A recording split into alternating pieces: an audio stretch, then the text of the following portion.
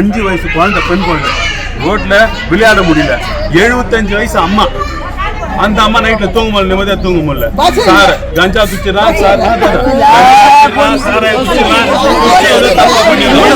நல்லா இருந்தானா அந்த எண்ணத்துக்கு போக மாட்டான். அவனும் நம்ம மாதிரி ஆள் தான். அவன் குடிச்சா கஞ்சா அடிச்சானா அந்த எண்ணம் என்னன்னு தெரிய மாட்டேன். அது கிடைக்கிற மாதிரியான சூழல் யார் ஏற்படுத்துறாங்க? ஆட்சியாளர் தான் பாக்குறாங்க. தப்பான பொருள் விற்கிறாங்கன்னா யார் வந்து அதை பிடிக்கும்? போலீஸ்கார் வந்து பிடிக்கும். போலீஸ்கார் தான் பிடிக்கும். அவங்க தான் தப்பு செய்யாம தடுக்க முடியும். அந்த போலீஸ் யாரு கட்டுப்பாட்டு வச்சுக்கிறாங்கன்னா ஸ்டாலின் வச்சுக்கிறார். அப்போ அந்த போலீஸ் துறையை சரியா பயன்படுத்தினா இது மாதிரியான போதை வசதிலாம் கிடைக்குமா? கிடைக்கவே கிடையாது. நான் படிக்கும் போது என் ஸ்கூல் பக்கத்துல என்ன வித்தாங்கன்னா பெப்பர்மெண்ட் மிட்டாய் வித்தாங்க, அந்த கமரக்கட்டு வித்தாங்க. அந்த கமரக்கட்டு சாப்பிட்டா உள்ள 4 நாள் இருக்கும், 20 சார் நம்ம சாப்பிட்டுக்கணும்.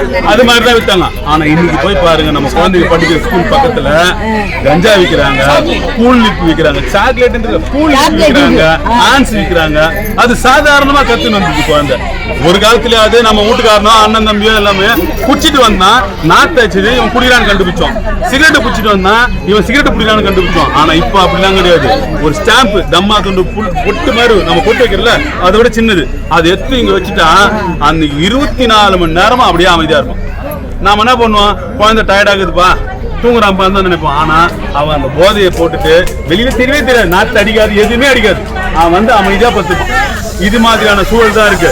இந்த திமுக இன்னொரு 5 வருஷம் வந்ததுன்னா நம்மளுடைய இளைஞர்களே மொத்தமே பாழாயிடுவாங்க. ஒருத்தர் சிந்திக்கிற தன்மை இல்லாம போயிடும். அதனால நீங்க தான் எங்களை காப்பாற்றணும். யாரை காப்பாற்றணும்? ஆம்பளைங்களை யாரு காப்பாற்றணும்? நீங்க தான் காப்பாற்றணும்.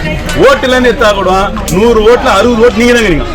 அரசாங்கம் கொடுக்கிற எல்லா கெட்டதையும் உங்ககிட்ட வராம சிகரெட் விற்க சொல்றாங்க, அந்த சிகரெட் உங்களுக்கு கிடைக்க கூடாது, நாங்களே குச்சி அழிச்சிடறோம்.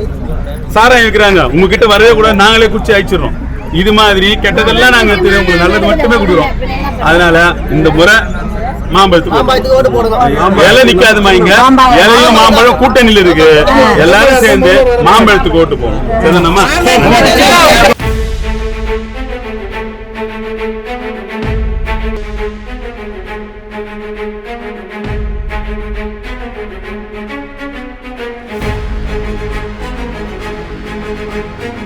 இந்த உங்களை எல்லாம் முக்கியமான நம்ம கூட்டணி கட்சியினுடைய பொறுப்பாளர்களை சந்தித்து நீங்க ஓட்டு கேட்டு மாம்பழத்துக்கு வெற்றி பெற செய்யணுங்கிறத கேட்க வந்திருக்கிறோம். 10,000 ஒரு ஆண்டு ஒன்று இருக்கு.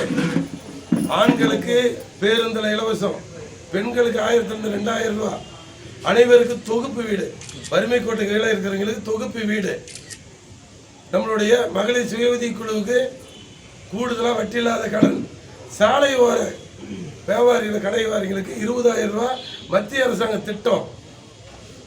அதே மாதிரி 10 தொகுதி வெற்றி பெற்றது. இது 2 முறையாக வெற்றி பெற முடியல. அதனால கிராமத்தை விட பின்னோக்கி போயிருக்குது சேலம் வடக்கு தொகுதி.